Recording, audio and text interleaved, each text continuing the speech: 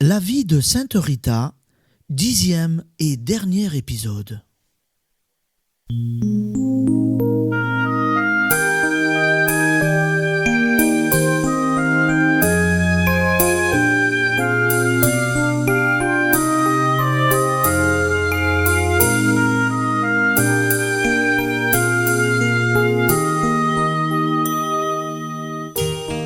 Née en 1381 dans les montagnes d'Ombrie, fille unique d'Antoine et Amata Lotti, Rita, comblée de grâce, dès l'enfance, se retire au couvent de Sainte-Marie-Madeleine de Rocca-Porena.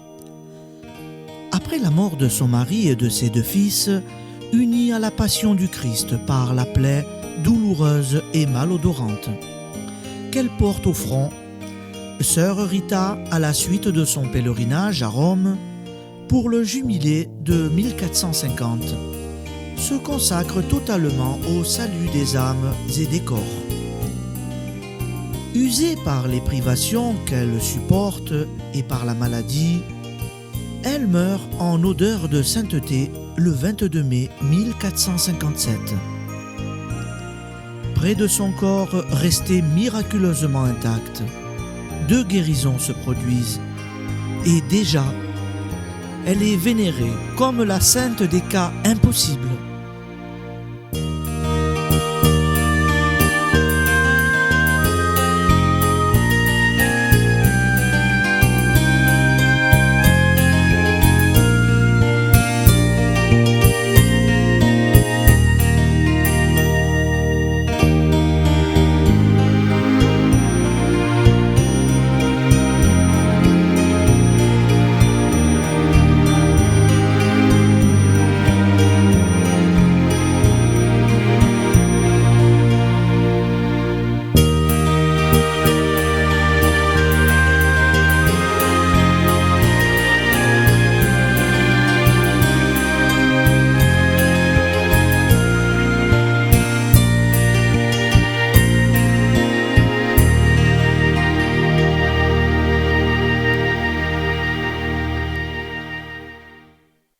À Rocca-Porena, les paroissiens réclament.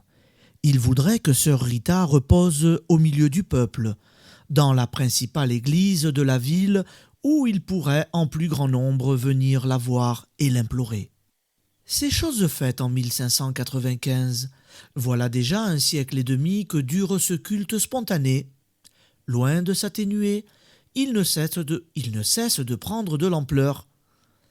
Après les cérémonies du transfert du corps, on prend l'habitude d'organiser de grandes manifestations en l'honneur de Sainte Rita. Bannières et hymnes, prières publiques en rehaussent la solennité, principalement chaque 22 mai, anniversaire de sa mort. Toutes ces invocations collectives ou particulières reçoivent souvent une réponse éclatante. Notre Seigneur se plaît à exaucer ceux qu'il invoque par l'intermédiaire de celle qui fut son épouse au pied de la croix. Des miracles se produisent, soit devant le cercueil de Rita, soit au contact de ses vêtements ou d'objets lui ayant appartenu, et le bruit s'en propage de proche en proche. Au XVIe siècle, les manifestations qui s'organisent alors spontanément devant les reliques de sœur Rita sont l'émanation de la seule piété populaire. Les autorités du diocèse y ont bien sûr donné leur accord, mais l'Église officielle, celle de Rome, n'a pas encore été consultée. Il est fréquent en ce temps-là de voir de braves gens morts en odeur de sainteté, selon leur entourage, devenir l'objet d'une vénération sauvage et parfois excessive. Pourtant, le cas de sœur Rita sort de l'ordinaire. Des faits troublants, qu'on les admette comme surnaturels ou non, se sont produits dès son décès. 11 miracles déjà, dans les premiers jours qui ont suivi celui-ci. Guérison, conversion, grâces diverses ont répondu aux prières de ceux qui venaient lui confier leurs intentions.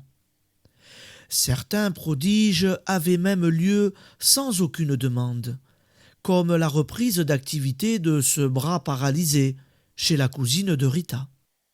Le récit s'en est transmis d'une génération à une autre, appuyé par les témoignages des peintres et aussi des notaires qui confirmaient officiellement les événements importants ou insolites. C'est pourquoi, jusqu'au début du XVIIe siècle, on continue à rendre à sœur Rita un culte de plus en plus solennel, sans se préoccuper de savoir si celui-ci est ou non agréé par Rome. Mais voici que les choses vont changer. En 1623, Urbain VIII monte sur le trône de Saint-Pierre. Son premier soin est de se pencher sur les causes de ces saints plus ou moins authentiques qui foisonnent aux quatre coins de la chrétienté. Il s'agit de démêler le vrai du faux, de séparer la vérité de la légende, la piété de la superstition. Le nouveau pape va mettre au point, avec une rigueur toute nouvelle, une procédure officielle qui doit aboutir à la suppression des abus, comme à la reconnaissance des véritables cas de sainteté.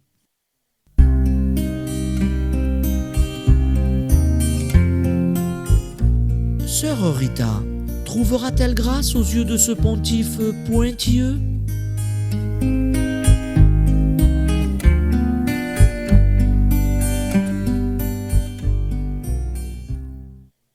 Avec un léger soupir, Urbain VIII quitte le cabinet de travail où il mettait au point un dossier épineux. Depuis 2 ans, il s'occupe avec ardeur d'examiner les cas de dévotion, plus ou moins justifiés, envers tant de prétendus saints, qui se rencontrent couramment dans le peuple. En Italie, surtout où, avec le soutien du clergé local, on attribue à tort et à travers tant d'auréoles. Beaucoup de fidèles, de prêtres, aussi impressionnés par l'exemple des grands devanciers, voient partout des saint François d'Assise ou des Catherine de Sienne.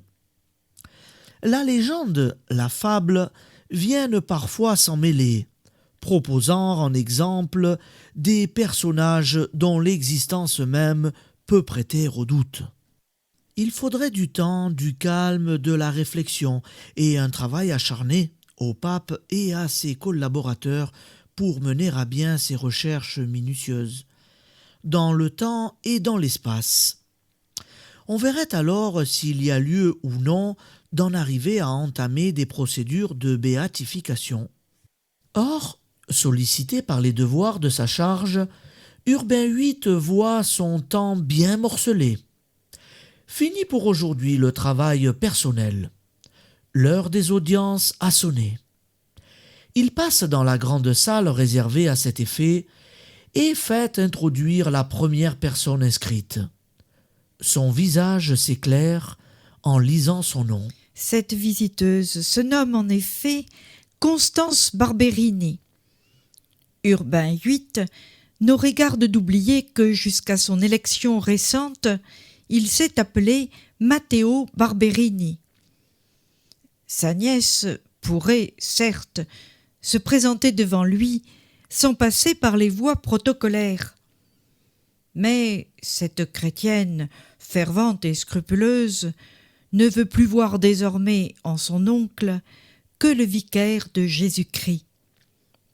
D'autant plus qu'elle s'adresse ce matin au pape plutôt qu'aux parents. Après les marques officielles de respect et d'usage, Constance invitée à présenter sa requête en toute simplicité familiale, commence d'un ton respectueux mais décidé. Très Saint-Père, pardon, je veux dire mon bon oncle, je sais que vous vous intéressez particulièrement aux cas susceptibles de relever de la béatification. Allons, quelle cause plus ou moins juste va-t-elle se mêler de soutenir ? Se demande intérieurement le pape. Sans rien laisser paraître de ses sentiments, il l'encourage du geste à poursuivre. Mon oncle, j'ai lu, voici déjà quelques années, des récits d'une certaine sœur Rita, décédée en 1457, et dont les vertus... Un sourire à la fois bienveillant et sceptique arrête l'élan de la signora Barberini. Celle-ci, un peu décontenancée, mais tenace, reprend après une légère hésitation. Oh, je sais bien, mon oncle, que vous recommandez une extrême prudence vis-à-vis de ces jugements populaires, un peu hâtifs quelquefois. Mais de hautes autorités ecclésiastiques ont entendu parler de cette sœur Rita et des miracles qu'on lui attribue. Elle paraît justifier la confiance que l'on met en elle depuis un siècle et demi. Votre secrétaire majordome, monseigneur Faustet Poli, lui-même m'en a conté long sur le sujet. Urbain VIII, qui, jusque-là, écoutait un peu distraitement le plaidoyer de sa nièce, commence à lui prêter une oreille plus attentive. Si son majordome lui-même s'en mêle, la rumeur demande à être examinée de près. Et qui était cette sœur Rita? Une religieuse du couvent de Sainte-Marie-Madeleine à Cachia, dans le diocèse de Spolète. Votre ancien diocèse, mon oncle, précise Constance, d'une voix anxieuse et pleine d'espoir aussi. Le Saint-Père réfléchit, rassemble ses souvenirs. Cachia? Cachia? Une petite cité perdue en pleine montagne, et qu'il a visitée une fois. Oui, il se souvient maintenant. Un pays, certes, bien pauvre, bien rude. On doit y pratiquer l'austérité, ne pas craindre le sacrifice. Mais cette sœur Rita, en effet, il en avait entendu parler lors de son bref passage. La sœur à l'épine, disait-on dans le pays. On lui attribuait des miracles, peut-être ni plus ou moins qu'à tant d'autres. Pressé par le temps, l'évêque d'alors n'avait pas pu se rendre auprès de son tombeau, comme il en avait été instamment prié. Un tombeau ou un reliquaire? Quelqu'un en avait parlé de sarcophage, et aussi, il s'en souvient maintenant, de conservation du corps. Ou bien était-ce d'embaumement? Très intéressé, Urbain VIII demande à sa nièce de revenir plus longuement un autre jour en compagnie du chanoine Poli et de lui raconter l'histoire de cette religieuse d'Ombrie. Lui-même, immédiatement, va faire enquêter sur place.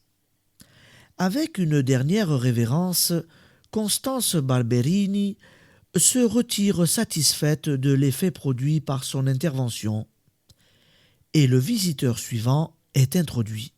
Les travaux de la commission nommée par le pape ont duré 2 longues années, car il s'est révélé que le cas valait en effet la peine d'être approfondi. Une délégation de Rome s'est tout d'abord rendue à Cachia. Elle était présidée par monseigneur Pietro Colangeli, et elle a constaté, en présence de médecins et d'hommes de loi, l'inexplicable conservation du corps, après plus de 160 ans.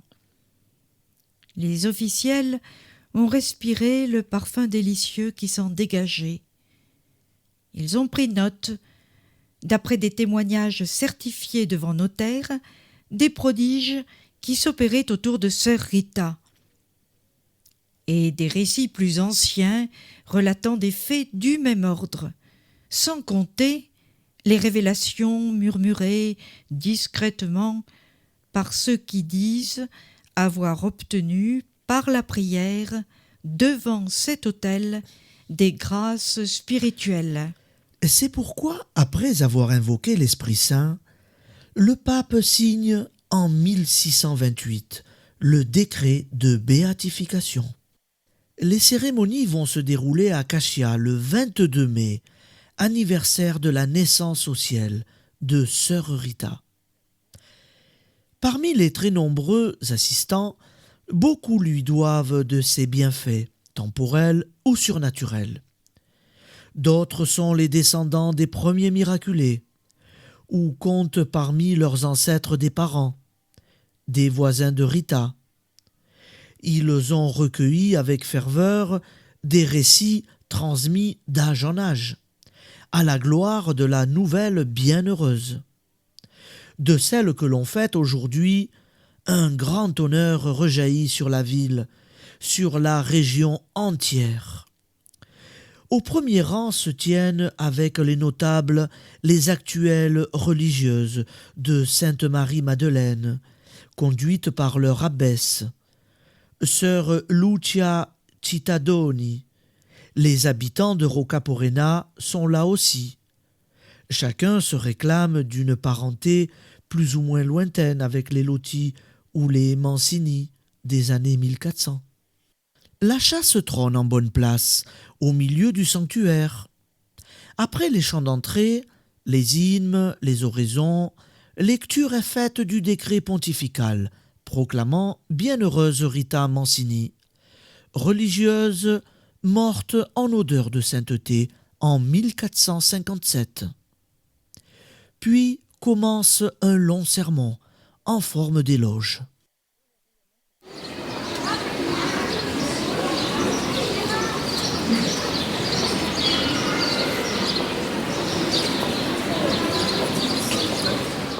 Très intéressée, d'abord la foule commence à s'agiter.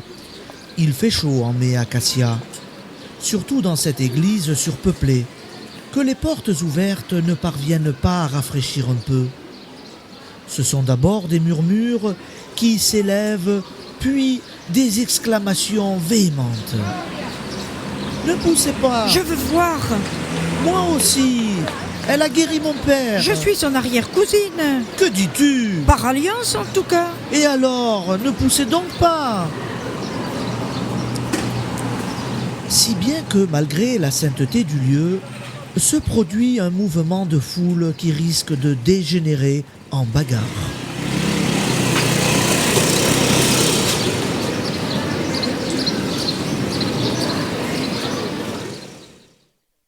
Tout à coup, on note dans l'assemblée un sursaut collectif, puis un silence subit tombe. L'orateur s'est arrêté de vanter les mérites de Sœur Rita, tandis que les fidèles proches du cercueil ont désigné celui-ci d'un geste effrayé. On chuchote de rangée en rangée. Elle a bougé. La bienheureuse Rita n'est pas contente de nous. Effectivement, les ecclésiastiques, présents dans le chœur, les notables, les religieuses, ont pu constater ce fait incroyable. Dans le visage immobile depuis tant d'années, les yeux, brusquement, se sont rouverts au bruit de cette rumeur abusive. Ils fixent le bas-côté, où se tiennent les fautifs avec une expression sévère. Immédiatement, le calme revient. Nouveau prodige qui sera pris en compte par la suite, lors du procès de canonisation.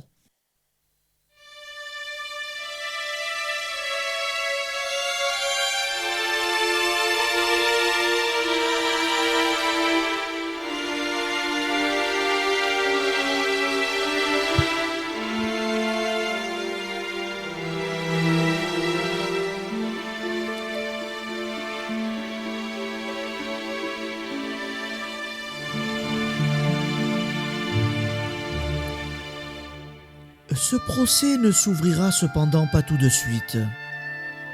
Trop d'événements, tragiques pour la plupart, vont secouer le monde au cours des années, des siècles qui suivront. Guerres, révolutions, changements dans tous les domaines agiteront les esprits, susciteront les passions, absorberont l'attention générale.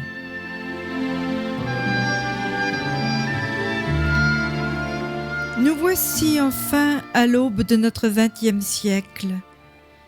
C'est Léon XIII qui occupe à son tour le trône de Saint-Pierre. Ce pape, auquel une enfant de 15 ans, Thérèse Martin, viendra un jour demander la faveur d'entrer sans délai au Carmel de Lisieux, et qui lui recommandera de s'en tenir tout uniment aux décisions de ses directeurs spirituels. C'est dire combien il se montre lui aussi prudent et sage.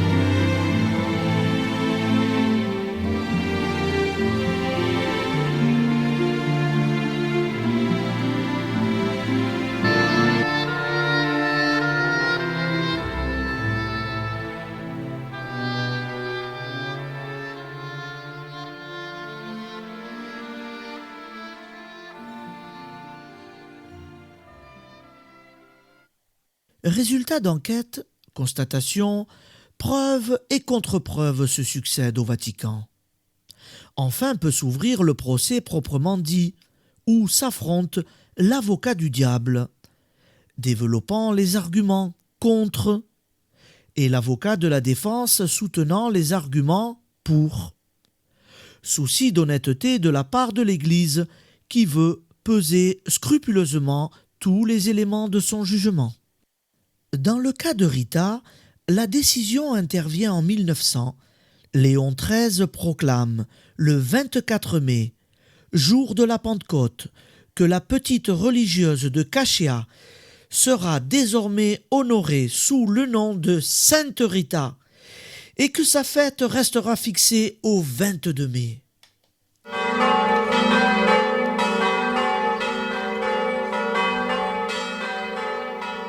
Elle sonne à toute volée, les cloches de Saint-Pierre. La basilique rénovée est maintenant coiffée de son dôme et la ville éternelle tout entière a pris un nouvel aspect depuis le Moyen Âge.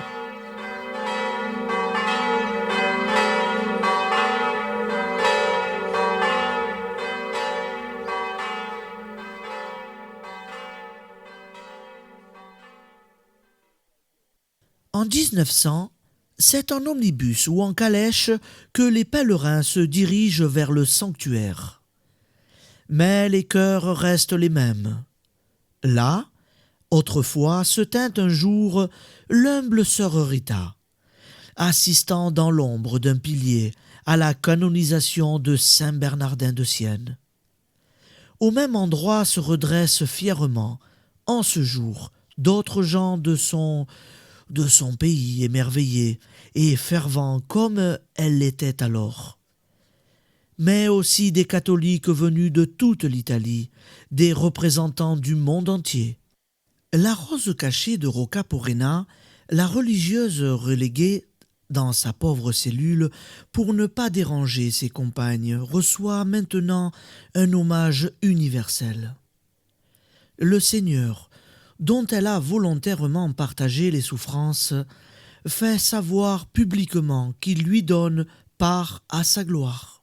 Sur l'autel, les ors étincellent, les guirlandes de lumière resplendissent. Voici que s'avance le Saint-Père, escorté des plus hauts dignitaires de l'Église. Après la lecture du décret de canonisation, éclatent les rythmes de louange et d'action de grâce. Les accents prestigieux des chorales les plus renommés, les envolées des grandes orgues, rythmant les chants d'allégresse, les carillons s'élançant à l'assaut du ciel de Rome. Rien n'est trop beau pour honorer celle qui vécut toujours dans l'ombre, au service de Dieu et du prochain.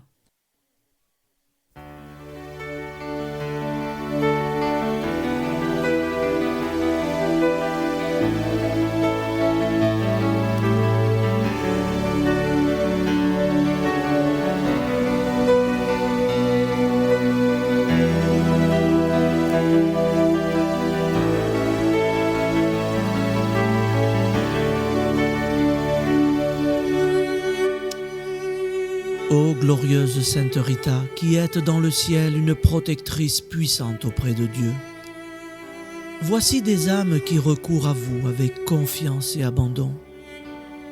Intervenez auprès du Seigneur, tout-puissant et bon. Aidez-nous auprès de Dieu. C'est sur votre intercession que nous avons basé notre confiance. Couronnez nos espoirs, exaucez nos prières. Ô Dieu éternel, dont la miséricorde est sans mesure et la bonté infinie, nous vous rendons grâce pour les dons que vous nous avez accordés par les mérites de Sainte Rita. Ô vous qui êtes si bonne, Sainte Rita, faites que nous devenions de plus en plus dignes de la miséricorde de Dieu et de votre protection. Amen. Sainte Rita, priez pour nous. Sainte Rita, priez pour nous. Sainte Rita, priez pour nous.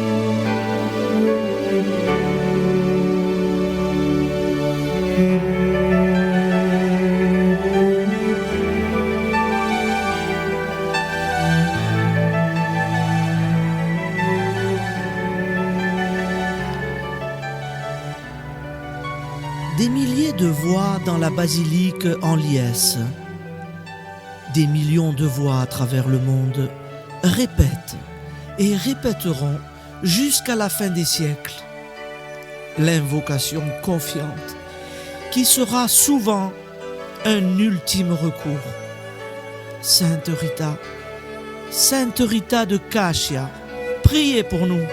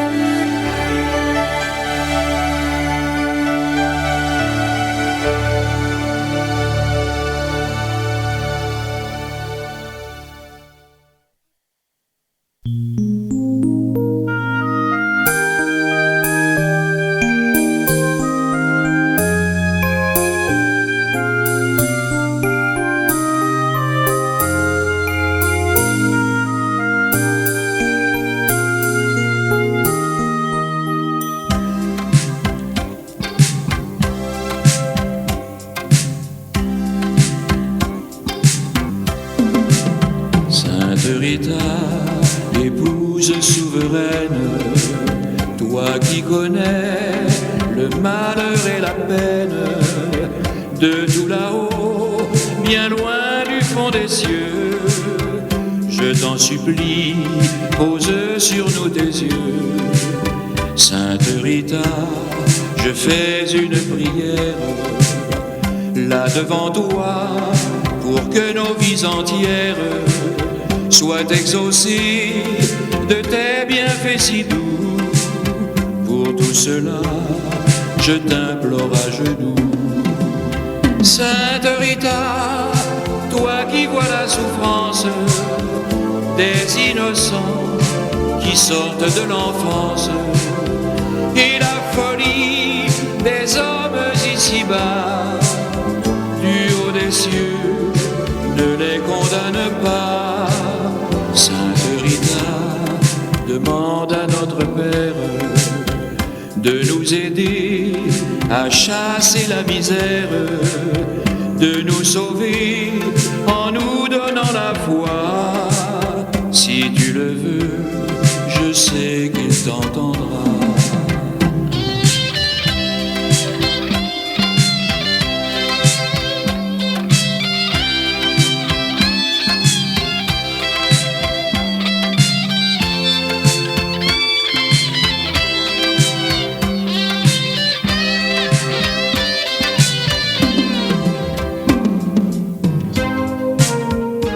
Sainte Rita, toi dont le sacrifice, le désespoir, mit le cœur au supplice, sans nul regret de perdre tout de toi, tes chers petits dont tu guidais les pas. Sainte Rita, Madone d'espérance, en te voyant, Jésus dans sa clémence, du haut du ciel, t'a prise par la main, et de ta vie, il refit le chemin. Sainte Rita, il fit de tes nuits noires un paradis, une si belle histoire, des jours si beaux que le monde en pleura, et dans sa gloire, il se pencha vers toi, en te confiant sa couronne d'épines, que tu serras tout contre ta poitrine, dans un grand ciel illuminé de joie. Jésus alors t'a prise dans ses bras. Sainte Rita, épouse souveraine, toi qui connais le malheur et la peine, de tout là-haut, bien loin du fond des cieux, fais que demain les hommes soient plus heureux.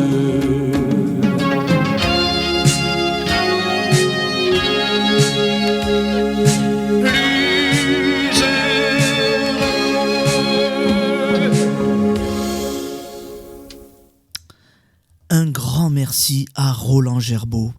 Un grand merci à Roland Gerbaud pour avoir participé à nos émissions sur la vie de Sainte Rita. Voilà, c'est avec un grand plaisir que nous l'avons écouté. Amis auditeurs, je vous rappelle pour la dernière fois que si vous voulez vous procurer cette très belle chanson, elle se trouve à l'église de l'Annonciation à Sainte Rita dans le Vieux-Nice. Voilà, merci de nous avoir suivis et à bientôt.